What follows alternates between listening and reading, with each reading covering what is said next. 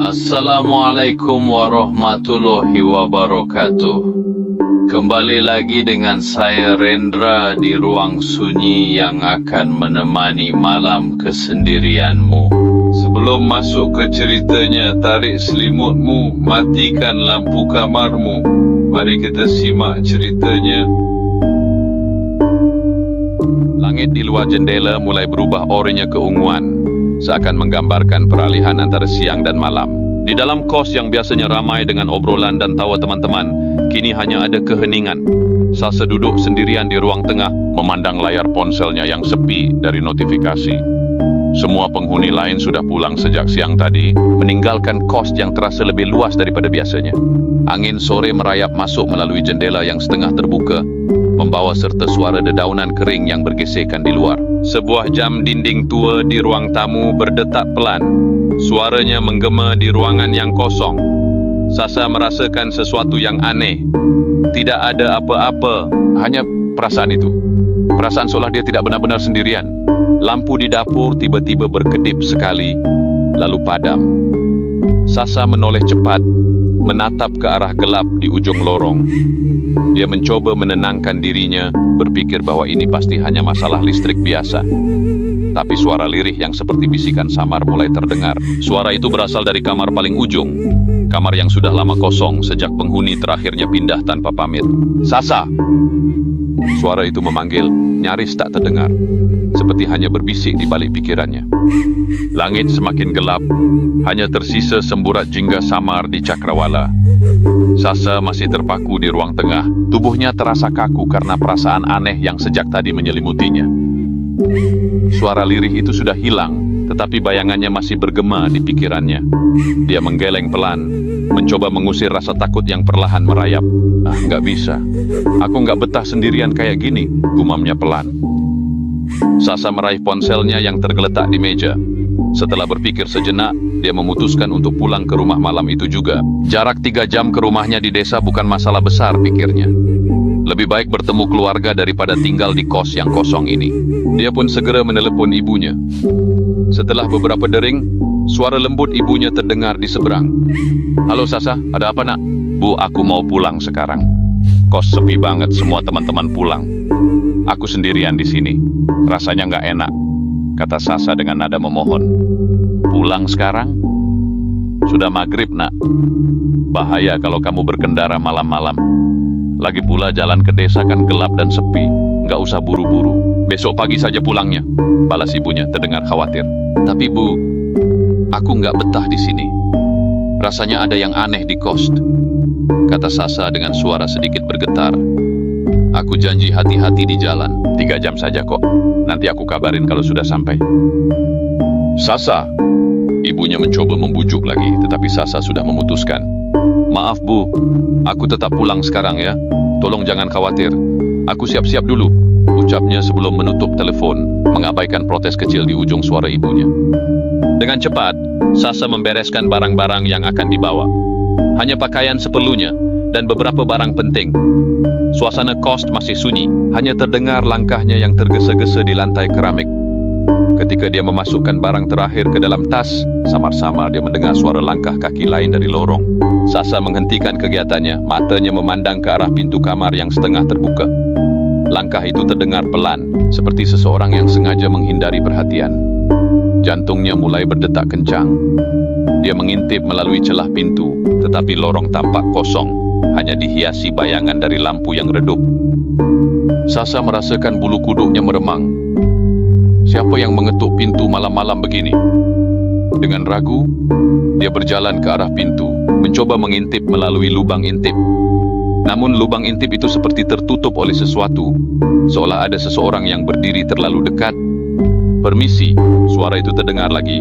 Kali ini lebih jelas, tetapi ada sesuatu yang aneh.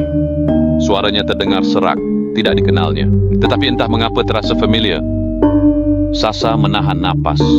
Tangannya gemetar saat hendak membuka pintu. Tapi nalurinya berkata untuk berhenti. Dia melangkah mundur, berusaha menenangkan diri. Seketika ponselnya berdering membuatnya terlonjak kaget. Nama ibunya muncul di layar. Halo Bu, Sasa menjawab cepat, suaranya sedikit gemetar. Sasa, jangan keluar dari kos malam ini ya. Tolong dengarkan ibu. Suara ibunya terdengar serius, bahkan sedikit tegang. Ada sesuatu yang nggak beres. Sasa terpaku. Kata-kata ibunya terasa seperti peringatan yang datang terlambat.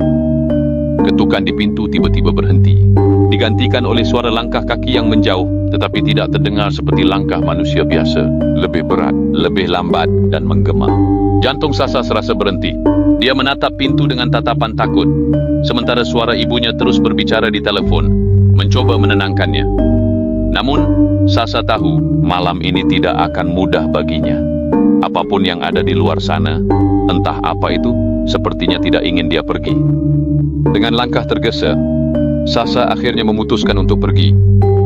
Dia menghidupkan motor di halaman kos yang sunyi. Suara mesin motor sedikit memberinya rasa aman. Tanpa berpikir panjang, dia melajukan motornya keluar dari gerbang kos. Jalanan malam itu terasa lebih sepi dari biasanya. Lampu jalan yang jarang membuat suasana semakin mencekam. Sasa berusaha fokus, tetapi bayangan gelap di tepi jalan sesekali menarik perhatiannya. Angin malam berhembus dingin, membuatnya merapatkan jaket. Tiba-tiba, seekor kucing hitam melintas di depan motornya. Sasa tersentak dan refleks menarik rem keras. Ban motornya tergelincir di aspal yang sedikit berpasir, membuatnya terjatuh ke sisi kiri. Tubuhnya terhempas ke gundukan tanah di pinggir jalan. Sial! Sasa mengumpat kasar, merasakan perih di lutut dan tangannya yang lecet. Dia meringis, mencoba bangkit, sambil memeriksa kondisi motornya. Suasana di sekitar sangat sepi. Tidak ada kendaraan lain yang lewat, hanya suara jangkrik dan desiran angin. Lampu motornya yang masih menyala menerangi jalan yang kosong, menambah kesan sunyi. Sasa memeriksa dirinya. Selain luka lecet di kaki dan tangan, dia merasa masih cukup baik untuk melanjutkan perjalanan. Setelah memastikan motor tidak mengalami kerusakan parah, dia kembali naik dan menyalakan mesin. Ayo Sa, jangan takut, ini cuma kecelakaan biasa, gumamnya mencoba menyemangati diri sendiri. Dengan hati-hati, dia kembali melajukan motornya, meninggalkan tempat kejadian. Tapi di belakangnya, sama-sama terdengar suara seperti langkah kaki di atas aspal. Meskipun tak ada siapa pun di sana. Sasa menoleh sekilas, tetapi hanya gelap yang menyambutnya. Dia mempercepat laju motornya, berharap segera sampai di rumah. Setelah 1 jam perjalanan, rasa pegal di kakinya mulai terasa menyiksa. Sasa melihat ke sekeliling, mencari tempat untuk berhenti sejenak. Di pinggir jalan, terlihat sebuah warung kecil dengan lampu remang-remang. Bangunannya tua, dengan dinding kayu yang mulai lapuk. Sasa menepikan motornya di depan warung. "Permisi," panggilnya, suaranya serak. Tidak ada jawaban. Dia menunggu sejenak sambil memegangi lututnya yang terasa nyeri. Setelah beberapa menit, seorang nenek tua keluar dari dalam warung. Tubuhnya bungkuk, langkahnya pelan, dan wajahnya tertutup keriput. Namun, nenek itu hanya diam, tidak menyapa, hanya berdiri mematung di depan pintu. "Nenek, boleh pesan teh hangat?" tanya Sasa, mencoba tersenyum meskipun hatinya sedikit gelisah. Tanpa bicara, nenek itu berbalik perlahan masuk ke dalam. Sasa menunggu di bangku kayu yang terlihat rapuh. Suara derit langkah nenek itu terdengar seperti memekik di keheningan malam. Beberapa saat kemudian, nenek itu kembali dengan secangkir teh hangat. Dia meletakkannya di meja kecil di depan Sasa, lalu berdiri di samping meja, mematung tanpa sepatah kata. Sasa merasa suasana semakin aneh. "Terima kasih, Nek," katanya pelan, mencoba mengusir perasaan tidak nyaman. Nenek itu tetap diam, matanya menatap kosong ke depan. Sasa mencoba mengabaikan dan mulai meminum teh hangat itu. Rasa manisnya sedikit menenangkan tubuhnya yang lelah. Namun nenek itu tidak bergerak, hanya berdiri diam di tempat yang sama. Sasa bergumam pelan sambil mengurut kakinya yang pegal.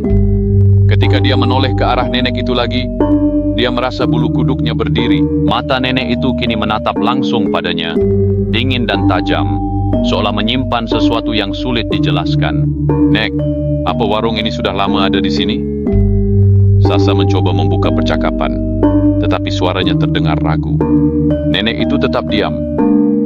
Namun, senyum tipis yang muncul di wajahnya membuat suasana semakin mencekam.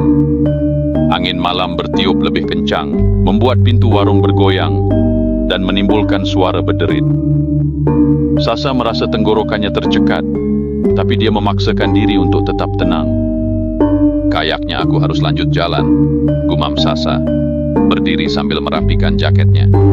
Namun ketika dia hendak melangkah menuju motornya, nenek itu tiba-tiba berkata dengan suara serak dan pelan, "Hati-hati di jalan, nak, jangan sampai kamu salah arah." Sasa membeku. Kata-kata itu terdengar sederhana, tetapi cara nenek itu mengucapkannya membuatnya merinding. Dengan langkah tergesa, Sasa keluar dari warung dan menaiki motornya. Ketika dia menyalakan mesin dan menoleh ke belakang, warung itu terlihat kosong, tanpa lampu dan tanpa nenek tua yang tadi melayaninya. Sasa menggigit bibir, mempercepat motornya melaju di jalan yang semakin gelap. Pertanyaan terus menghantui pikirannya. Apakah warung itu benar-benar ada, atau hanya sebuah jebakan di malam yang mencekam? Beberapa kilometer kemudian, dia mulai merasa sedikit tenang. Tapi, dari kaca spion, dia melihat cahaya kuning kecil bergerak di kejauhan. Cahaya itu mendekat dengan cepat. Awalnya dia pikir itu adalah lampu truk besar. Hatinya sedikit lega. Setidaknya ada kendaraan lain di jalan ini. Namun, semakin dekat, Sasa menyadari bahwa itu bukan truk. Cahaya itu melayang di udara, berputar cepat seperti bola api. Mata Sasa membelalak, tangannya gemetar di atas setang motor. Bola api itu mendekat dengan kecepatan luar biasa, melewati motornya dan terbang ke depan, menghilang di kegelapan. Sasa hampir kehilangan kendali, motornya oleng sedikit sebelum dia berhasil menyeimbangkan diri. Keringat dingin membasahi tubuhnya, meskipun malam semakin dingin. Dia melajukan motor lebih cepat, berharap bisa segera keluar dari hutan jati yang seolah tak berujung. Namun rasa lega itu hanya sementara. Motornya mulai terasa berat, seperti ada yang menambah beban di belakangnya. Sasa melirik kaca spion, dan apa yang dia lihat membuatnya hampir menjerit. Di belakangnya, sosok pocong duduk di jok motor, membelakangi arahnya. Tubuhnya kaku, kain kafan yang melilitnya terlihat lusuh dan bernoda. Aroma busuk yang menyengat mulai tercium, membuat perut Sasa terasa mual. Perlahan, kepala pocong itu bergerak, menoleh ke arah Sasa dengan gerakan kaku, menimbulkan bunyi retakan tulang yang terdengar jelas di tengah keheningan.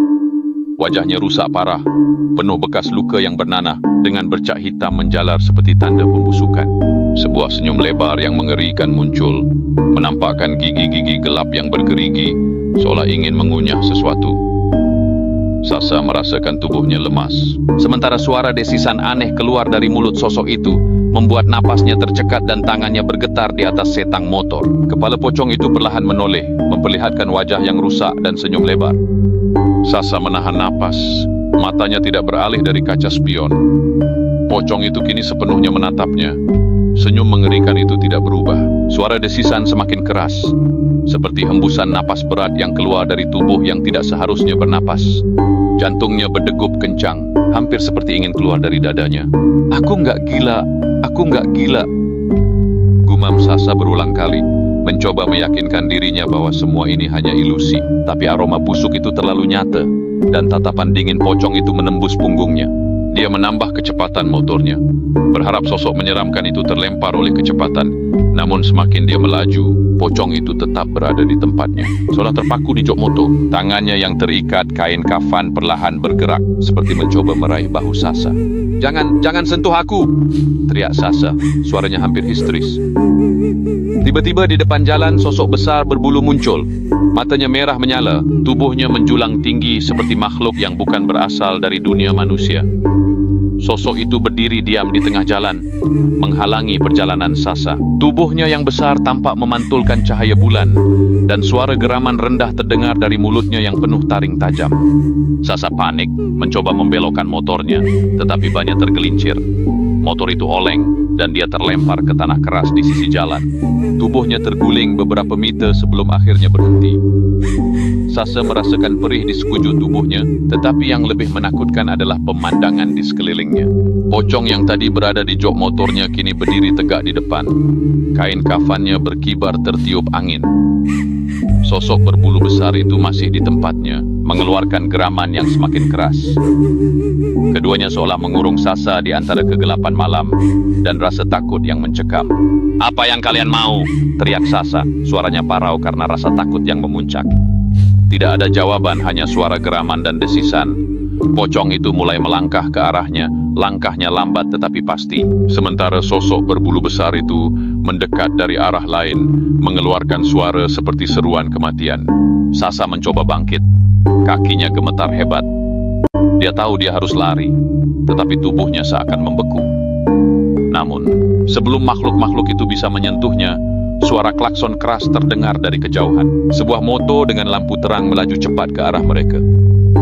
Makhluk berbulu itu melompat ke dalam gelap, sementara pocong itu menghilang dalam sekejap, meninggalkan kain kafan lusuh yang jatuh di atas tanah. Sasa tidak percaya apa yang baru saja dia lihat.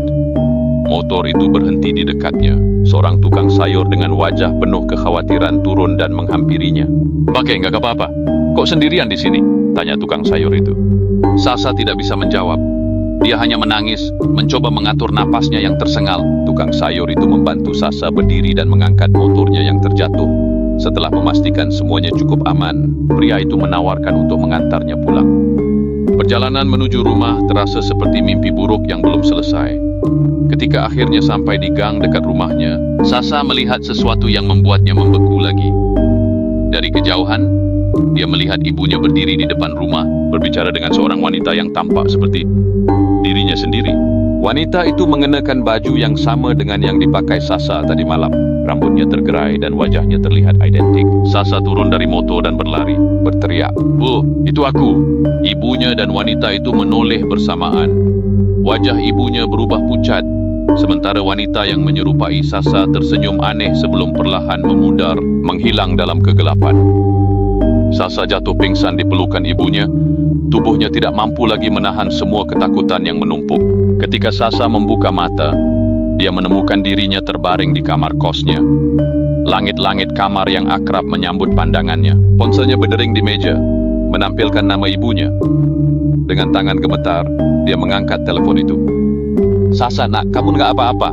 Suara ibunya terdengar cemas. Sasa hanya mengangguk meskipun ibunya tidak bisa melihat. Dia tidak tahu apakah semua yang terjadi adalah mimpi buruk atau kenyataan yang melampaui akal sehat. Tapi satu hal yang dia tahu pasti, dia tidak akan pernah mencoba menantang malam seperti itu lagi.